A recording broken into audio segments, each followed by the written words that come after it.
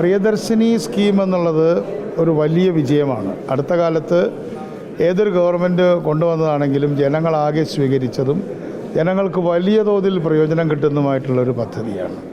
വാസ്തവത്തിൽ ഇതൊരു യാത്രാ സൗജന്യത്തിൻ്റെ അപ്പുറത്തേക്ക് പോയിരിക്കുകയാണ്.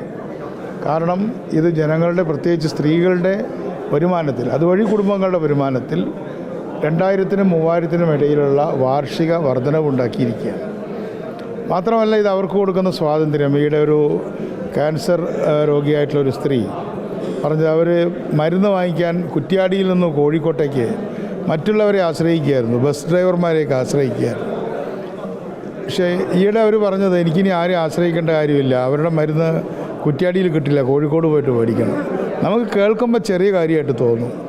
സ്വന്തം കഴിക്കാനുള്ള മരുന്ന് വാങ്ങിക്കാൻ ഒരു ബസ് ഡ്രൈവറെയോ അല്ലെങ്കിൽ അയൽക്കാരെയോ ആശ്രയിക്കേണ്ട ഗതികേട്, അതൊക്കെ മാറിയ ആളുകൾ ഇന്നിപ്പോൾ വളരെ ആത്മവിശ്വാസം കിട്ടിയിരിക്കുകയാണ്.